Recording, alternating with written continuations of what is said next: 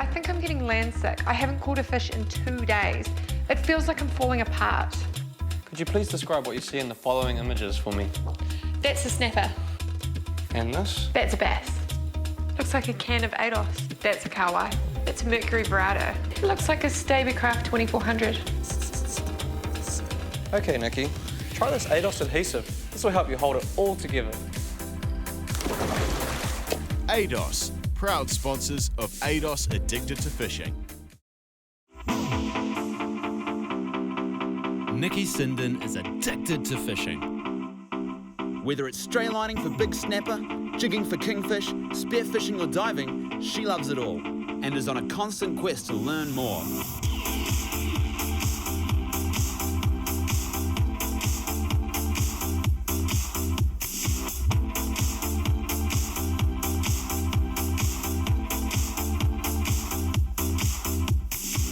Join her each week as she road trips around the country, tracking down New Zealand's local fishing legends as they share their stories, tapping into their local knowledge and showcasing their tips, tricks and techniques.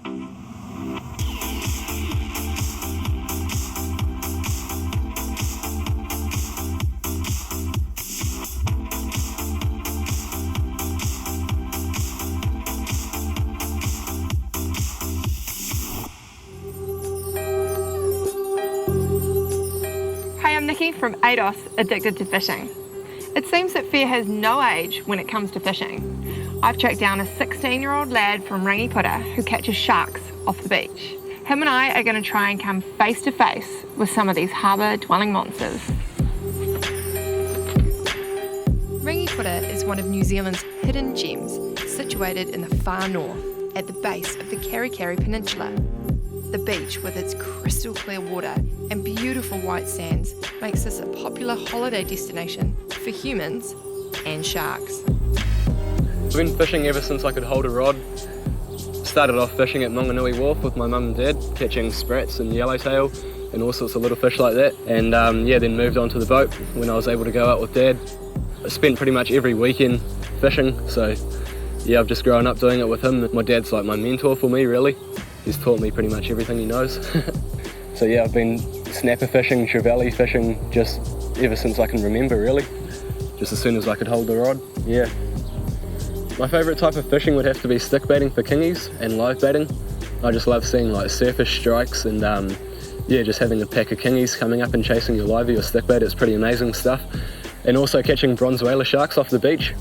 That's pretty good fun. It's just like game fishing but off the beach. So tomorrow we're going to be fishing in this channel that you can probably see behind us here, and we're going to be targeting bronzies. So I'll catch up with Nikki tomorrow morning. We'll definitely hook into a couple, I know that. Whether or not we'll actually be able to land one, who knows, because they're pretty stroppy.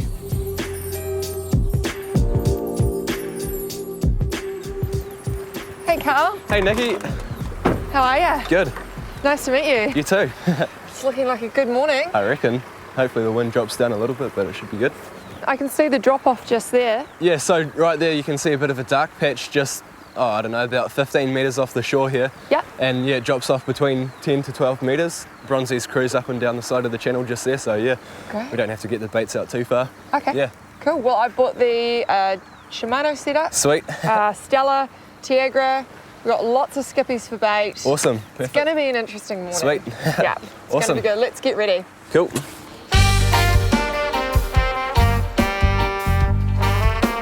Did you make that at home? Yeah, it's just a little box that I made for, well, I actually designed it for the paddleboard, but Oh yeah? yeah, we can just chuck the rods in that and yeah. Cool. That'll be all good in there, eh? Yeah, that'll be fine. Sweet. Cool. Bronze whalers are classified as game fish, and in some parts of the world, they are also regarded as man-eaters. So we're using some serious tackle to try and catch one today. Okay, so our weapon for the day is the Tiagra 50 wide. We've got Sweet. Perfect. 24 kilo mono, 400 pound, Suffix 1 on leader. I always like to check my trace Yeah. before I put in the water, especially for this type of fishing with sharks, you know. They will use any excuse to try and bust you off, and if you've got for sure. chafing on your trace, it's not a good start, but this is looking really good. Did a bit of a plate knot this morning. Oh yeah, wicked. That looks pretty flash. Pretty deadly, eh? Yeah. All right, so I believe that you brought some traces with you. Yeah, I got one here already made up. Okay. So yeah, we just chuck that onto that game swivel there. Yeah. And then just a normal sand anchor swivel there. Yeah, what size is it? Sand anchor sinker, and that's a 6 ounce. Okay. Yeah, you need quite a heavy sinker out there because there can be quite a bit of tide. So yeah, that's all good.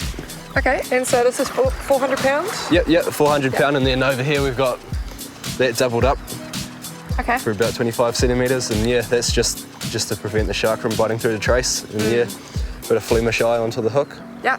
Yep. Yeah, these bronze whalers, they have hook-like teeth, don't they? Yeah. So they're actually slightly different teeth to other sharks, and yeah, it's a great idea doubling that up. Yep. So you've got a J hook here and you flatten the barb. Yeah, just squash that down with some crimping pliers, and yeah, that's just to make it a lot easier to get the hook out if we are able to get our hand onto the hook and pull it out of the shark.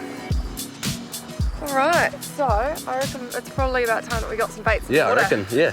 Let's get into it. Yeah. Okay, so our mates at Salty Dog have sorted us out with some tasty baits. This one here is Salty Dog Bonito, otherwise known as Skippy. Yep. With the head section, I like to include like the whole gut cavity, so yeah, I'll just cut the bait on a bit of an angle. Maybe start about there.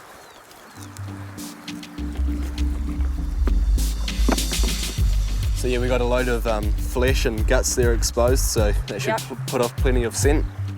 So yeah, what I do with this head section of it is just put the hook through both of the lips down here. And up through the hard part. Yep, and that stays on there pretty solid. Shouldn't take too long for the shark to get that into his mouth and get a good solid hook up on it, so yeah. I'd eat that if I was a shark. Definitely, Do you it looks eat that pretty if you were good. a shark? Hell yeah. All right, so what's going to happen now is Carl is kindly offered to swim the bait out. Very brave, very brave. Bronze whalers are fast-swimming predators that often hunt in large groups, utilising their numbers to their advantage. They come up harbours like these to mate when the water temperature rises in the middle of summer. Swimming your bait out into the shark-infested waters is something that Carl has done for years, but the more common approach would be to take it out in a dinghy or in a kayak. Coming up, we hook into one of Rangiputa's apex predators.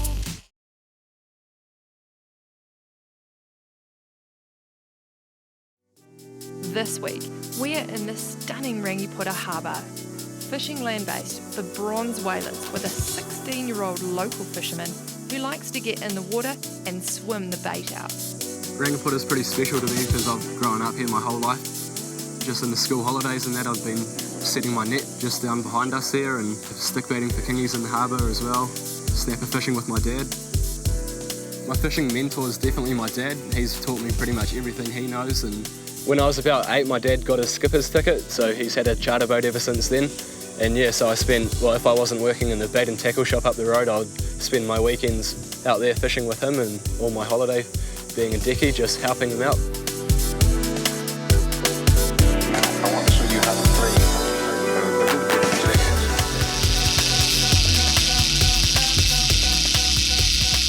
Wasn't expecting for this to happen so quickly, to be honest.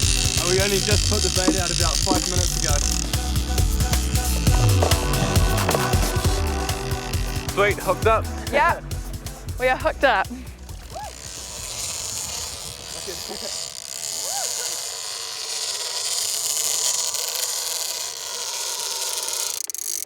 Bit of pressure.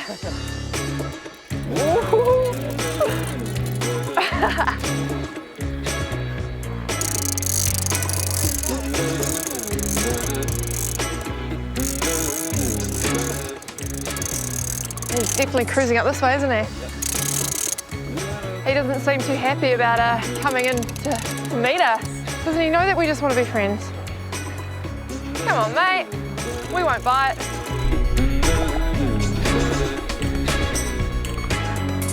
Beautiful creatures. Yeah, stunning. Just beautiful. Just as Carl grabs the leader to get the shark under control, the shark reminds us why they are regarded as the top of the food chain. Oh, nearly. That was a good grab though. He just bit through that double 400 pound. We just doubled that over. Yeah, he's made a bit of a mess with He's made an absolute mess. Mess of that, yeah. Sweet, well we know that they're here. Yep, they're here, right. Let's go put another bait in the water. I reckon.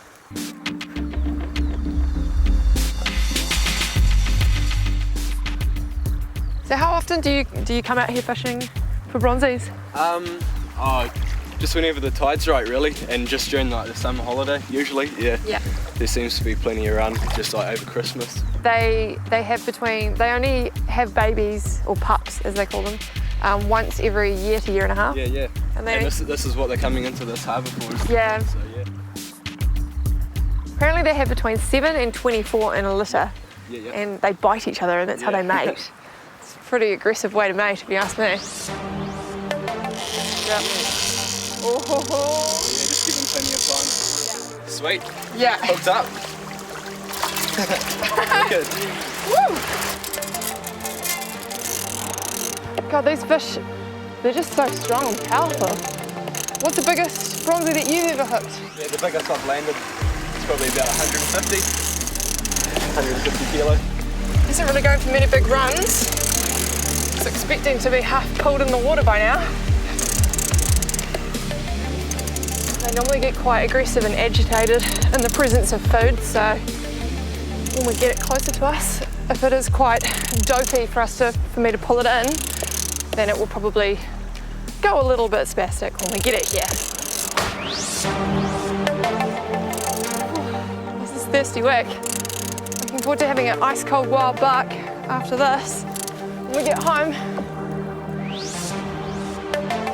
he's like, nah, not doing. Oh. Wow. What a shame. Wow. That just floored me. And just like that, we lost the tug of war. The power of the shark against our gear, with the friction on the line against the sand, meant that I was left half in the water. I can feel that the line is chafed. Yeah. So it must have rubbed through that sand. Yeah, no, it just would have hit a shell or whatever. And Okay. Oh well. Well, we're pretty much at the point where we need to get a wriggle on, otherwise we're going to get stuck on the beach. Probably not with our rangers, they're pretty epic, but I reckon that we go and grab a bite to eat and then wait for the tide. Yep. You know, the low tide this evening and come back. Sweet. We've got some unfinished business here, Carl. Definitely, we need to get out of the bench. Right, we'll see you soon. Tips and tactics, brought to you by Smart Marine. So today I'm going to share with you how to do the plait knot. This is perfect for using with your tiagras when you want to go fishing for big fish. You can use it with any kind of line. Today we're going to be using 37 kilo, which is going to be easier for us to show you viewers at home how to do it. Now, first step is you want to get roughly about 2 meters worth of line, and then you want to cut the end of it so it's on an angle. So it's very, very sharp. Just like that. Then you're going to loop it over. Trying to make 3 different ends here because we're going to start plaiting soon. Now I know that I want my loop to be about this long, and so I'm going to give myself about another 100 mils and give myself a tag end to play with, like this. Now I'm going to go behind with my tag end, pinching at the top. Key with this is making sure that you pull it really, really tight. Then you're going to start plaiting. So ladies at home, you're going to know how to do this really easily. Boys might take a little bit more practice, but that's okay. So pinching at the top, we're just going to go over with the right, over with the left, over with the right, over with the left. And you just continue to do that. Now once you've done probably 6 or 7, you can use the tension on the roller tip and you can actually just start plaiting without having to hold it. Key to this is doing it really, really tight. So this knot, it acts a bit like a spring, and it's great for catching big fish such as marlin, swordfish, sharks, any of your big game fish. That should just about do it. Now I've got my 3 ends like this. I've done all my plaiting, and I'm just going to take the tag end, go behind, and I'm going to very carefully go back up my very last loop. This is where us cutting it in a sharp angle comes into play.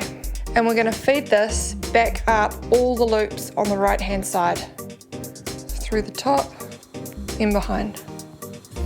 So you want to keep doing this until you get about halfway back up to about there. Then we're simply going to trim it again, and then we're just going to burn the end of it, make a little mushroom.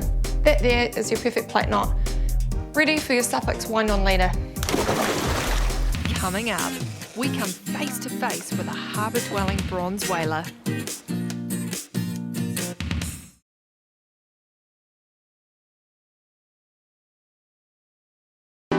This week, we are in the stunning Ringipura Harbour, fishing land-based for bronze whalers with 16-year-old local fisherman who likes to get in the water and swim the bait out. So I've been fishing pretty much since I could hold a rod, maybe about 4 years old. I started fishing at Monganui Wharf just with my mum and dad, and then eventually got out on the boat and been snapper fishing, trevally fishing just ever since I can remember, really. As with any land-based fishing adventure, tides play a big part. We fish the low tide in the morning, but have come back tonight because we have some unfinished business with a bronze whaler.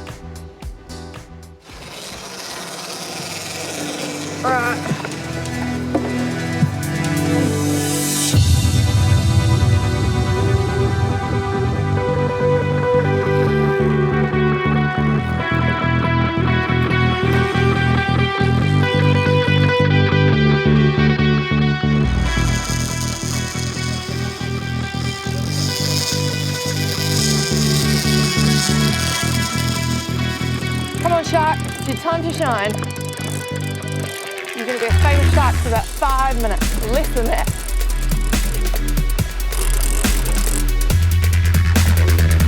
There's some pressure. I feel like he's about to run. Come on.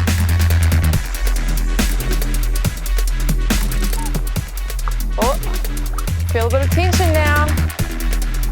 Right, we're getting pretty close now. Oh, he's heading back this way. What's this, like the Ringipura shuffle? Yeah. So we've got a nice long wind-on leader, 400-pound suffix wind-on. It's 8.5 metres, so we know that we've got heaps of line to play with. We're just coming up, we can see the wind-on here. Oh, he's starting to run, he's not happy. He is not happy.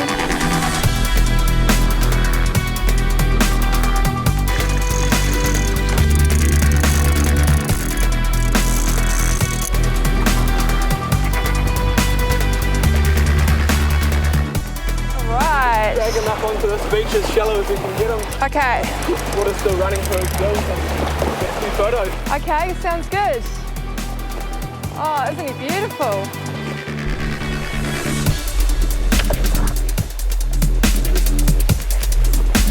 Oh.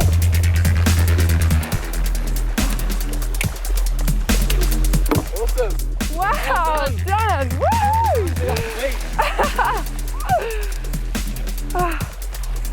Mate, look at him, he's just amazing. Get some Water running through the gills. Yep. So We'll just. Oh.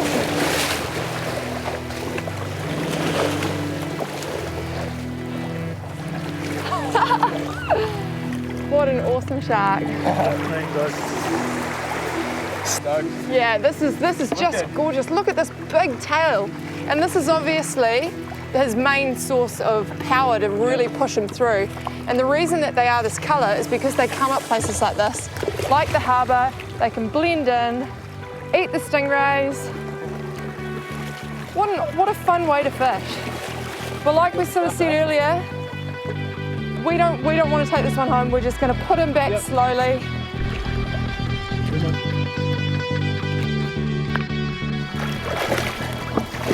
Yeah, that fish will shake that hook out in no time, so Okay. good to go. Yep, he's happy as. He's happy. Well, mate, thank you very much. You're a beautiful creature. Come on, mate. You're all right. Here he goes. Awesome. Sweet, so away. Woo! Good job. Good job, mate. That was awesome. I can't believe we just came that close to a shark. The adrenaline is pumping. Yeah, so that fish probably would have been about 80 kilo or so. Yeah, that was a decent sized fish. So just imagine that but they get up to about 3 times that size in here, so yeah. Yeah. That was just a small one really, but yeah. That was so much fun. That was so much fun.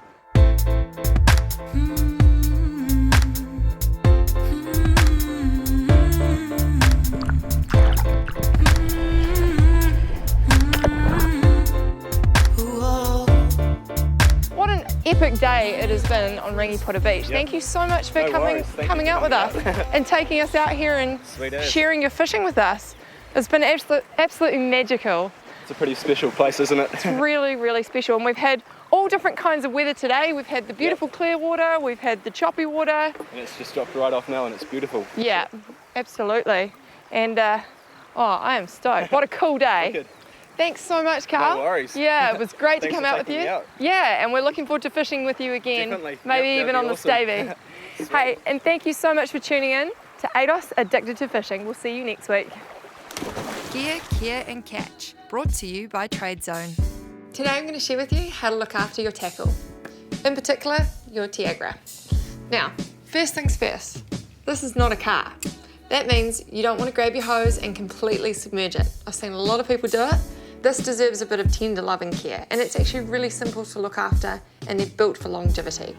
All we want to do is grab a spray bottle full of water and just give it a bit of a spray. Then wipe off the excess. You don't want that salt to crystallise on your reels. So we're just trying to make sure that we get rid of it, out of all the little nooks and crannies. Then what we're going to do is we're going to get our CRC tackle guard and we're just going to give it a really nice light spray and give it a good wipe again. Now another thing that I like to do when I'm putting my Tiagra back on the rod and I'm cleaning it after it's been used is just to put a little bit of lana coat onto this area here, because you don't want your thread to seize and to get stuck. It'll make it very tricky for everything to go back on, and this stops long-term corrosion. So we'll just get a little bit of it here and put it on the thread.